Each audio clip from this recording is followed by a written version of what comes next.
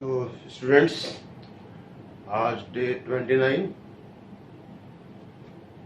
और टॉपिक है हम लोगों का बहुत छोटा सा टॉपिक है यार, बहुत छोटा वीडियो रहेगा इलेक्ट्रोमैग्नेटिक वेव्स का। ध्यान से देखें, वेव्स, वेव को ये परिभाषा मैं आपको वेव मोशन में बता चुका हूँ कि ऐसा कोई डिस्टरबेंस जो रेगुलर वे में चल रहा हो, साइन कर्व को फॉलो करे, कॉस कर्व को फॉलो करे और किसी खास प्रकार की एनर्जी को कैरी ऑन करे, नाम देते हैं इनको वेव्स का। और जैसी एनर्जी और मोमेंटम कैरी ऑन होता है वैसा ही जो है वेव का नाम हो जाता है। तो यहाँ पे इलेक्ट्रोमैग्नेटिक है, इलेक्ट्रोमैग्नेटिक वेव यानी कि जिसमें इलेक्ट्रिक फील्ड भी हो और जिसमें मैग्नेटिक फील्ड। यहाँ पे देख सकते हैं कि एक चीज आई हुई है C बराबर 1/√μ0 एप्सिलॉन। μ0 आप जानते हो कि ये परमिएबिलिटी ऑफ फ्री स्पेस है, 4 pi into 10⁻⁻7 units. Epsilon not 8.85 into 10⁻12 units. तो जब आप यहाँ पे रखते हो 1/√, में इतना 4 इंटू 3.14 इंटू 10⁻⁻7 इंटू में 8.85 इंटू 10⁻12, तो ये ऊपर आता है 3 इंटू 10⁸ मीटर पर सेकेंड और यही C हो जाता है, यही C हो जाता है। और यहीं से लगी हुई बात आप लोगों से एक और हम कर सकते हैं, वो ये है कि V बराबर हो जाएगा जरूर 1/√, में म्यू एंड एप्सिलॉन। ये क्या हो गया कैंसर, ये जो है फ्री स्पेस के लिए था और ये मीडियम के लिए हो गया। RI का मतलब रेफ्रैक्टिव इंडेक्स, ये हो जाएगा C/V। तो C/V का मतलब हो गया 1 ऐसा और 1/√, में म्यू एप्सिलॉन, और यही हो जाएगा μ/μ0 इंटू एप्सिलॉन नॉट, ये म्यू आर एप्सिलॉन आर क्या है। इलेक्ट्रोस्टैटिक्स में बता चुका हूं कि epsilon R is relative permittivity, ये K से रिप्लेसेबल है। K का मतलब डाइलेक्ट्रिक कांस्टेंट है। यहाँ पे एक बात आ रही है डिस्प्लेसमेंट करंट। डिस्प्लेसमेंट करंट के बारे में हमको बात एक समझनी थी, वो ये है कि जब भी कभी टाइम वेरिंग इलेक्ट्रिक फील्ड होती है तो वहां पे कन्वेंशनल करंट के अतिरिक्त एक डिस्प्लेसमेंट करंट भी आती है। कन्वेंशनल करंट के अतिरिक्त एक डिस्प्लेसमेंट करंट भी आती है और ये ID बराबर एप्सिलॉन नॉट d∅E/dt होता है। ID का मतलब डिस्प्लेसमेंट करंट है, एप्सिलॉन नॉट वैसा ही d∅E इलेक्ट्रिक फ्लक्स है। तो टाइम वेरिंग इलेक्ट्रिक फील्ड है, टाइम वेरिंग इलेक्ट्रिक फील्ड है का मतलब क्या हो गया, टाइम वेरिंग इलेक्ट्रिक फ्लक्स हो जाएगा। तो इसको पहले हम जो है प्रूफ करें कि ये एक्चुअल में ये करंट का टर्म है भी या नहीं। तो एप्सिलॉन नॉट हो गया d∅E का मतलब E इंटू A हो गया अपॉन में dt हो गया। और ये दो प्लेट, कैपेसिटर की दो प्लेटों के बीच में ये काम हो रहा होता है, वो ये ऐसा हो रहा होता है। ये हमने एक सेक्शन लेके रखा हुआ है, ये एक सेक्शन लेके रखा हुआ है, ये पॉजिटिव सिग्मा हो गया, ये माइनस सिग्मा हो गया। तो एप्सिलॉन नॉट हो गया और E बराबर सिग्मा अपॉन एप्सिलॉन नॉट हो गया, A हो गया dt हो गया, ये कट गया, सिग्मा A अपॉन dt हो गया। सिग्मा की जगह पे Q/A रख ले, A/dt रख ले, A कट गया और Q/dt I हो गया और ये ID हो गया। ID का मतलब डिस्प्लेसमेंट करंट। इस तरह से जो एम्पियर्स लॉ होता था V dl बराबर μ0 IC कर लो, IC का मतलब ये कन्वेंशनल करंट कह लो या कंडक्शन करंट कह लो। तो ये B लाइन इंटीग्रल dl बराबर μ0 IC प्लस ID भी लिख सकते हैं और ये बी डी एल बराबर mu zero I C plus epsilon naught D phi E upon D T भी लिख सकते हैं। ये हुई बात किसकी, कहेंगे डिस्प्लेसमेंट करंट की है। यानी कि अगर इलेक्ट्रिक फील्ड बदल रही है तो कन्वेंशनल करंट के साथ साथ में एक और करंट आएगी and will be name as displacement current. और अब हम लोग की हेडिंग आ रही है मैक्सवेल्स इक्वेशन। ये मैक्सवेल थे जिन्होंने लाइट को इलेक्ट्रोमैग्नेटिक वेव कहने की हिम्मत जुटाई। इसी आधार पर मैं पिछले किसी वीडियो में बोल चुका हूँ कि आप पूरे ब्रह्मांड में ऐसी कोई जगह ढूंढ नहीं पाएंगे जहां पे इलेक्ट्रोमैग्नेटिक वेव ना हो, क्योंकि जो ये इलेक्ट्रिकल वेव होती हैं ये बनती हैं चार्ज से। चार्ज तभी होगा जब मास होगा। मास पूरे यूनिवर्स का कभी भी कहीं पे भी कोई रेस्ट में नहीं है, सब के सब मूव कर रहे हैं। तो मास मूव कर रहा है अगर, यानी कि चार्ज मूव कर रहा है। चार्ज मूव कर रहा है यानी कि वो वेरिएबल इलेक्ट्रिक फील्ड पैदा कर रहा है। तो मैं आपको कई बार बता चुका हूं कि time varying electric field produces magnetic field. तो अब जो है शुरुआत और अंत कर लीजिए, मास और इलेक्ट्रोमैग्नेटिक वेव। हर जगह मास है और हर जगह इलेक्ट्रोमैग्नेटिक वेव है। ये मैक्सवेल्स की इक्वेशन देख सकते हैं कि ये गॉस लॉ है, ये कुछ नया नहीं है, आप लोग जानते हैं इसको। ये क्लोज सरफेस इंटीग्रल है, E डॉट डी एस बराबर Q in upon epsilon B dot D S, और ये क्लोज सरफेस और ये बराबर 0 हो गया। ध्यान रहे इसको, एम्पियर लॉ समझने की भूल नहीं करें। क्लोज सरफेस में कोई मैग्नेट बंधा हुआ है तो ये जो मैग्नेटिक फ्लक्स आएगा इसकी वैल्यू 0 होगी। कारण साफ है कि हमारे पास कोई मोनोपोल मैग्नेट नहीं होता, मोनोपोल मैग्नेट नहीं होता, इसलिए यहाँ पे नॉर्थ पोल होगा, साथ में साउथ पोल होगा।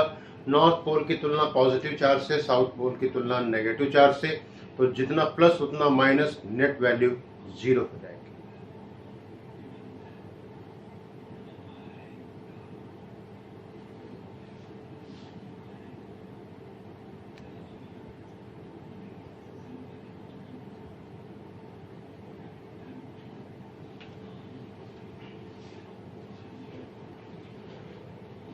मैक्सवेल की फर्दर इक्वेशन के बारे में देखें तो ये ई डी एल क्या है, ये surface integral, line integral. E D L बराबर क्या, माइनस का D phi B upon D T.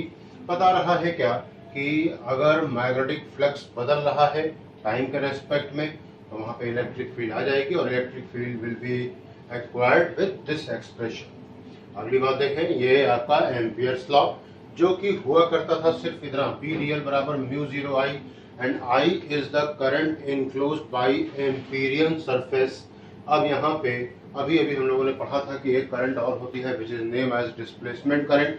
तो I plus epsilon naught d phi e upon dt, यानी कि apart from conventional current there will be one more type of current will be named as displacement current। और ये तभी पाई जाती है जबकि electric field time के रिस्पेक्ट में बदल रही है।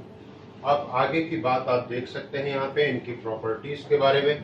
प्रॉपर्टीज जो है वो इक्वेशंस ऑफ इलेक्ट्रोमैग्नेटिक वेव, ये ट्रांसवर्स वेव होती है। इलेक्ट्रोमैग्नेटिक वेव्स आर ट्रांसवर्स, और ट्रांसवर्स और लॉन्गिट्यूडनल वेव में जो अंतर है वो है पोलराइजेशन का। अदरवाइज सारी की सारी प्रॉपर्टीज जो लॉन्गिट्यूडनल शो करती है वो ट्रांसवर्स शो करती है, accept polarization which can be exhibit only by transverse wave। तो इक्वेशन की अगर आप बात करते हैं तो E बराबर E0 sine omega t minus के एक्स, B बराबर B0 sine omega t minus के एक्स। इसके लिए कहा जाता है कि अगर आप इलेक्ट्रिक फील्ड प्लॉट कर दें, इलेक्ट्रिक फील्ड लगा दें अलोंग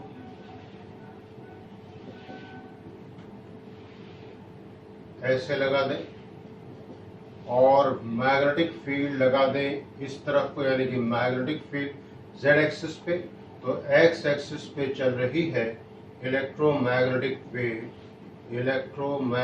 वेव और ये इसके पार्टिकल्स होते हैं जो कि अगर ये x एक्सिस पे चल रही है तो ये yz प्लेन में कहीं पे भी जा सकते हैं और ये c बराबर न्यू लैम्डा हो जाएगा। Equations of electromagnetic wave, nature मैंने आपको बताया कि ये ट्रांसवर्स है। ये आपका है एनर्जी पर unit volume is also name as Poynting vector. ये एस इंटेंसिटी कहा जाएगा था कि ये जो पॉइंटिंग वेक्टर है इसकी एवरेज वैल्यू को नाम देते हैं इंटेंसिटी का, is equal to E naught B naught upon 2 mu naught, और यही half epsilon naught E square हो जाता है। और अगर इसको हम म्यू नॉट के टर्म में लाते हैं तो ये ऐसा भी आ जाएगा, और इसी को मैग्नेटिक फील्ड के केस में ऐसा भी लिखा जा सकता है।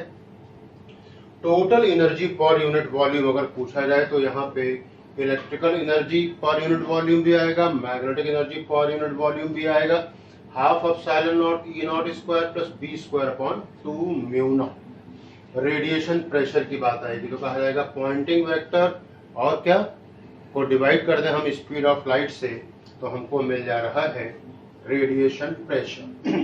मोमेंटम की बात करेंगे तो ये आपका एनर्जी पर यूनिट वॉल्यूम अपॉन सी है, ये हो जाएगा momentum for perfectly absorbing surface, और 2u अपॉन सी मोमेंटम हो जाएगा फॉर परफेक्टली रिफ्लेक्टिंग सरफेस।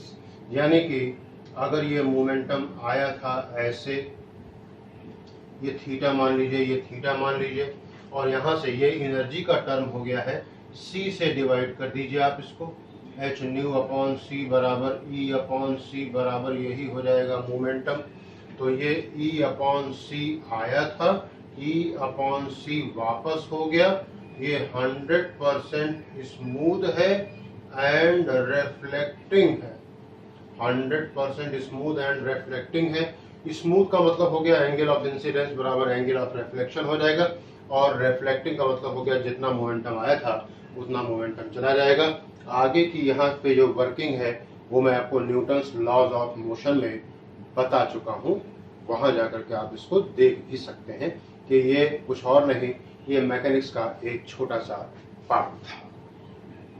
अब जो है लास्ट की दो चीजें हमको और देखने को रह जाती हैं, वो है स्पेक्ट्रम ऑफ इलेक्ट्रोमैग्नेटिक वेव्स। सबसे पहले तो मेरी एक एडवाइस है कि आप लोग इसको इस तरह से याद कर लें, RMIVUX गामा, RMIVUX गामा। 2 बार आप चाहे तो और बोल लीजिए मन ही मन में, याद हो जाएगा हमेशा के लिए। ये उतरते हुए क्रम में है, वेवलेंथ के उतरते हुए क्रम में है, RMIVUX गामा। फ्रीक्वेंसी हर्ट्ज में 10 की पावर 4 से 10 की पावर 8 से 10 की पावर 4 से हर्ट्ज से शुरू हुआ है और 10 की पावर 24 तक के गया है, यानी कि 10 की पावर 20 का यहाँ पे स्पैन है, ध्यान रहे। 10 की पावर 4 से 8, 10 की पावर 9 से 10 की पावर 12, 10 की पावर 11 से 5 इंटू 10 की पावर 14, 4 इंटू 10 की पावर 14 से 7 इंटू 10 की पावर 14, 10 की पावर 15 से 10 की पावर 17, 10 की पावर 18 से 10 की पावर 20, 10 की पावर 19 से 10 की power 20।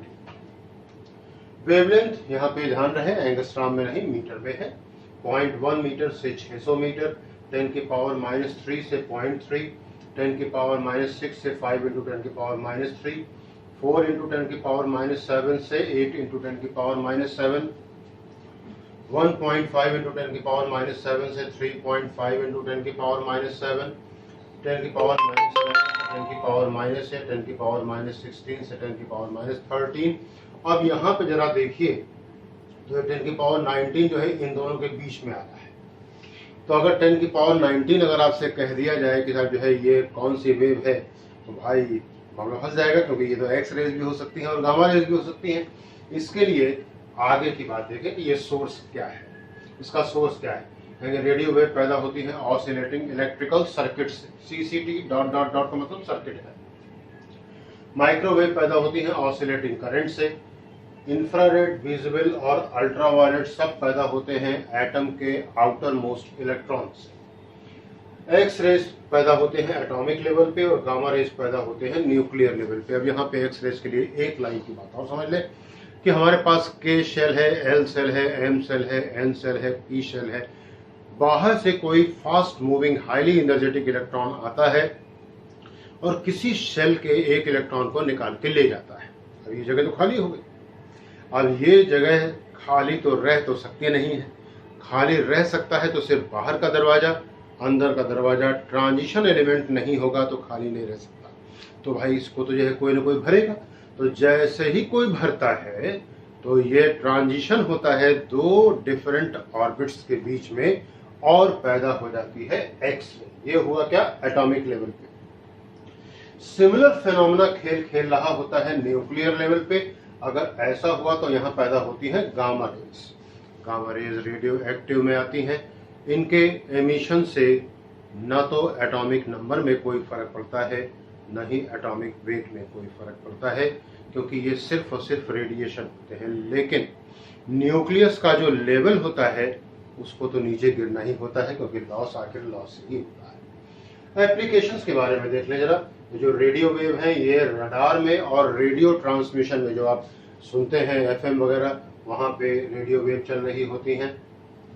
Microwave, long distance wireless communication, यहाँ से आपको STD ISD बात करनी है तो आप माइक्रोवेव की बात कर रहे होते हैं। इंफ्रारेड, विजिबल और ultraviolet rays structure of molecule पढ़ने के काम आते हैं। X rays structure of crystals पढ़ने के काम आते हैं। क्रिस्टल्स के अंदर होते हैं, उसको अंदर से देख नहीं सकते, उसके अंदर एक्स रेज, क्योंकि ये हाईली पेनिट्रेटिंग रेज होती हैं, इनको भेजते हैं तो ये देखते हैं कि हमने कितने एंगल पे इसको भेजा है और ये टकरा टकरा करके कितने एंगल पे निकला है, अंदर इसने कहाँ पे टकराव, कितने बार टकराव फेस किया है, इसके आधार पे हमको आइडिया लगता है कि यहाँ पे इसके अंदर कहाँ पे किस किस जगह पे कोई बैठा है जो कि इसको रिफ्लेक्ट कर रहा है। तो this was day 29 electromagnetic waves. उम्मीद है आप लोग खूब अच्छे से पढ़ रहे होंगे। ध्यान रहे, सरकार ने जरूर अनलॉक 1 कर दिया है, लेकिन आप किसी भी हाल में घर से बाहर न निकले जब तक कि बहुत जरूरी ना हो, क्योंकि हॉस्पिटल्स कैपेसिटी फुल हो चुकी है, उनके पास पेशेंट लेने की कहीं पे कोई भी जगह नहीं है।